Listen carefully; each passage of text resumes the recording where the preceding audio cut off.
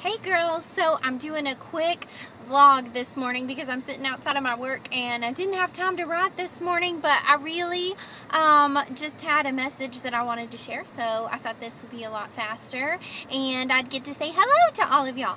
So I guess what I wanted to say, I read an article last night, I think it was a New York Times article that was talking about kind of confirming that 1 in 5 women have been sexually assaulted or raped or abused in some way. 1 in 5, I mean, that's just a really high number. You know, if it hasn't happened to you, you probably know somebody that it's happened to, and those are just the numbers that are reported, so they're probably a lot higher than that with all the shame that's attached to something like this. You know, a great number of those go unreported, but I just wanted to share with y'all this morning some of my thoughts about that. You know, sometimes I think that we just feel like the things that happen in our lives are just kind of random, that we're just like these little balls rolling around and kind of running into our circumstances, you know, running into the bad things that happen to us and even running into the good things that happen to us, and kind of not really meaning to, but not acknowledging that God is in control over every single thing that happens in our lives. Now, when we think about God being in control of everything, a lot of those why questions come up, like, well, if God's in control, why did he let this happen to me? And I wish I had a really good answer that could say, you know, exactly why God lets things like this happen.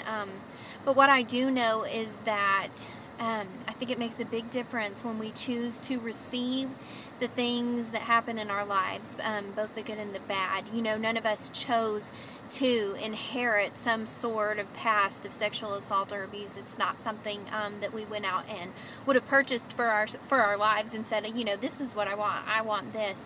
But regardless, it's something we've inherited, but our choice is kind of what we're going to do with that, you know, property that we have inherited. It's been given to us whether we like it or not, and so it's our choice what we're going to do from there.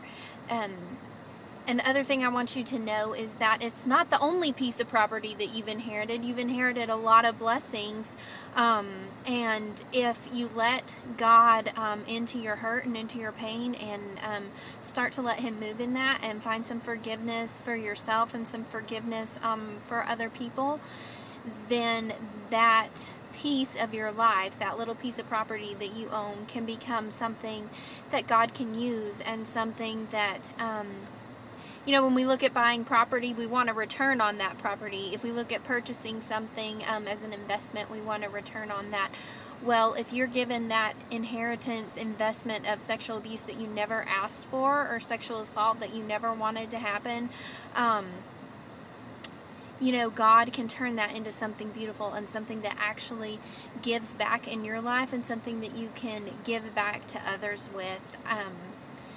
I know it sounds crazy, but I'm almost in certain ways feel blessed by what happened to me, because I know that it gives me empathy and gives me understanding so that I can help other people, and I don't feel like my ministry would be what it is if that hadn't have happened. So in a way, I know it sounds crazy, but in a way, that's been a gift that God has given to me. So I just want you to remind y'all today that receive whatever God has for you, the good and the bad. Receive it and know that God has nothing but the best in mind for his daughters and his sons, because he loves us all, and his inheritance is a beautiful, he says, a delightful inheritance, that the boundary lines have fallen in pleasant places.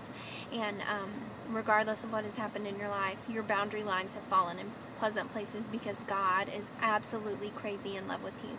And I hope you'll have a great day, and I love you. Mwah! See you later. Bye.